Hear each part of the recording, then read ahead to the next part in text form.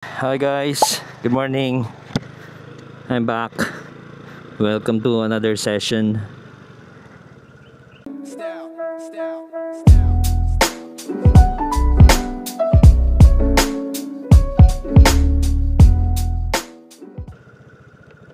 Punta ako ngayon sa bangko. So, quick errands lang. Magmotor na lang tayo para mabilis. This coming weekend, medyo full load ako sa errands. Due date na talaga nung registration ng kotse ko.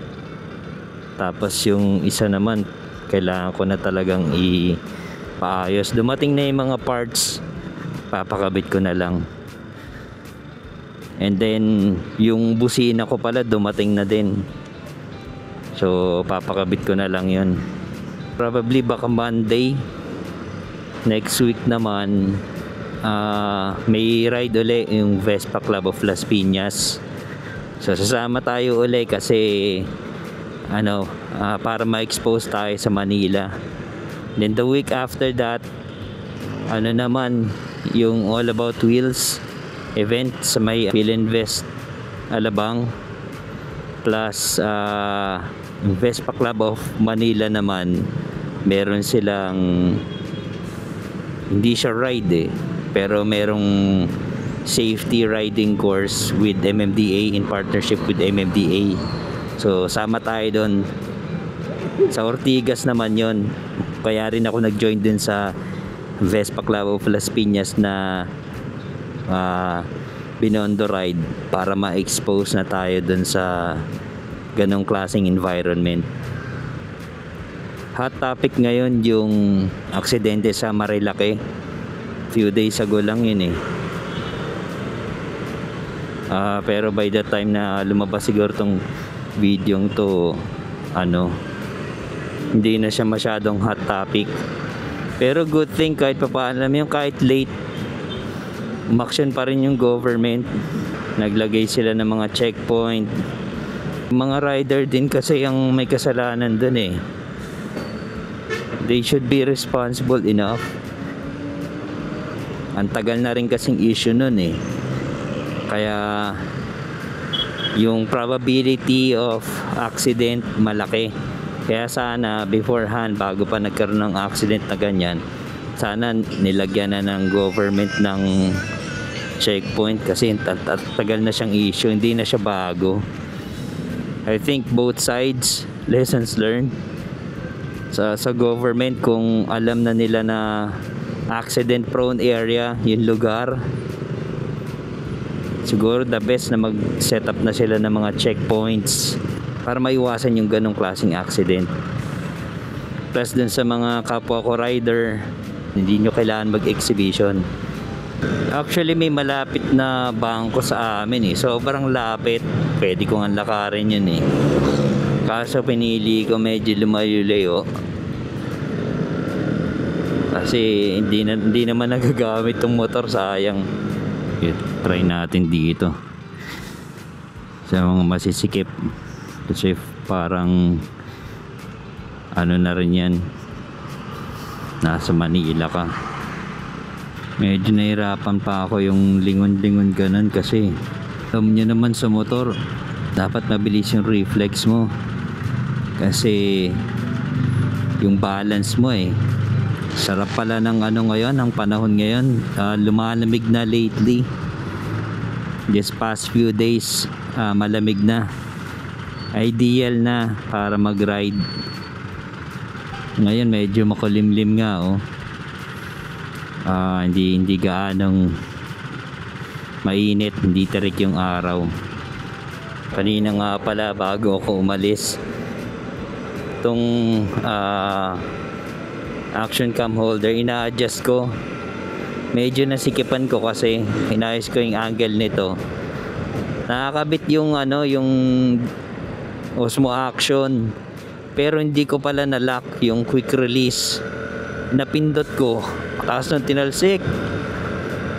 Buti na lang merong tempered glass, sana hindi affected yung audio and video quality nitong recording ko eh. So we'll see. Mamaya pagdating sa bahay, itatry ko siyang i-download and i-edit. Siguro dapat may ganyan ako. Caution, new driver, please be patient.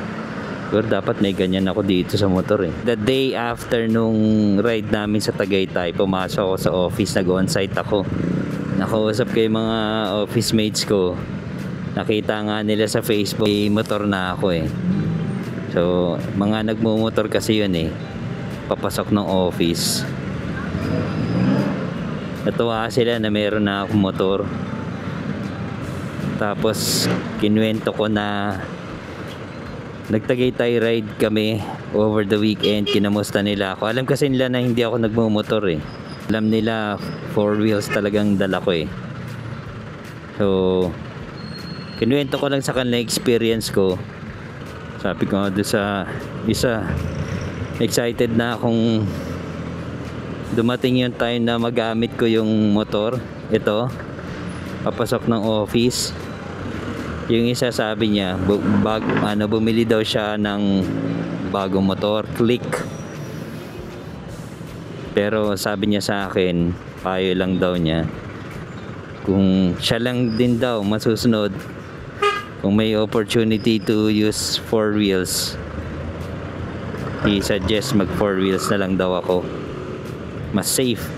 Totoo naman talaga, mas dihamak, mas safe talagang 4 wheels. So see you guys pabalik. Bye for now. A few moments later. Pauwi na tayo. Butin lang di masyadong maraming tao doon sa bangko. Nakalimutan ko pa nga yung salamin ko. Kagabi yung family ko nag-dinner sa labas. Birthday kasi ng brother-in-law ko eh. Hindi ako sumama kasi may work ako kagabi. May mga meetings pa ako. Naka-work from home lang naman ako, pero kailangan kong umattend ng mga meeting. So after ng meeting, niisip ko kung susunod ako eh. Or siguro probably mag-ride lang ako quick sa around the area. Lamig eh, sarap ng ano eh. Sarap ng panahon eh, sarap mag-ride. Lalo na gabi. Pero I decided wag na lang. Tinamad ako. So yung pagpunta ko sa 108 Apollo, ang iniisip ko, iikot ako ng malayo.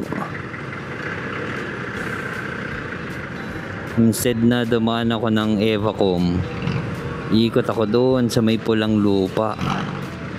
Yung kalaban lang ng ganitong scooter is traffic eh, yung mag-overheat kasi hindi siya water cooled, air cooled siya.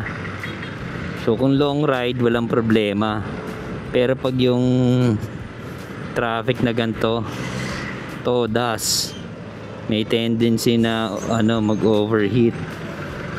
This weekend nga pala pupunta ako sa Photo World Asia sa may Glorieta.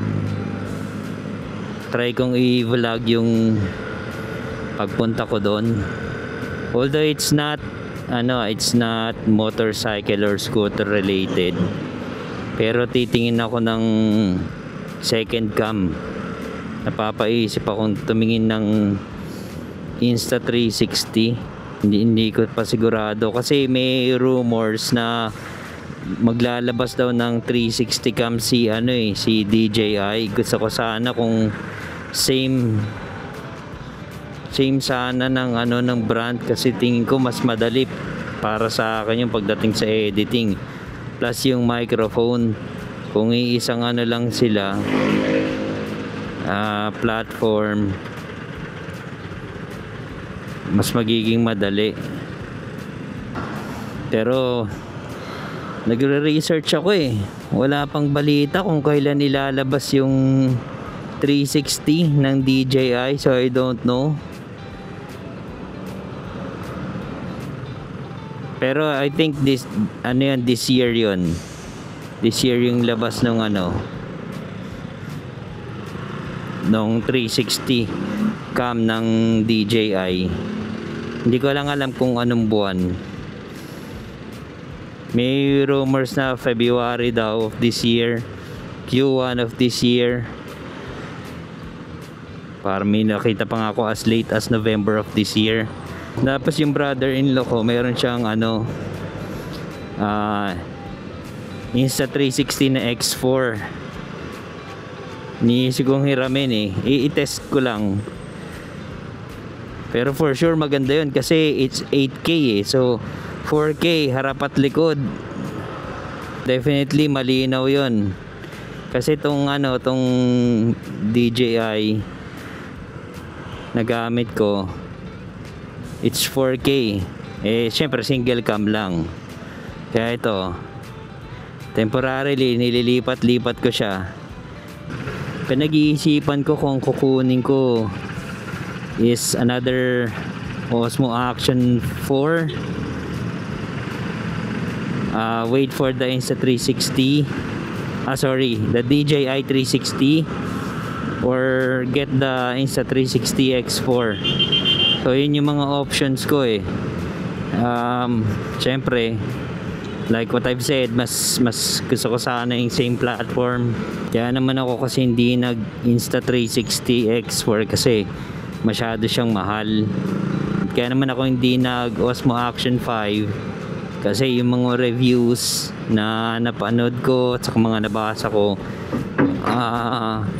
they think there's not much of a difference dun sa Osmo Action 4. Yung upgrade niya hindi ganun ka-significant eh. So they suggest and they recommend na siguro mas maganda stick with the Osmo Action 4. Kaya nag-Osmo Action 4 ako. Kaya pinag-iisipan ko kumuha ng panibagong Osmo Action 4 is para meron ng another angle, no? Yung nakaharap sa akin na camera. Mas mura pa rin siya compared to getting an X4.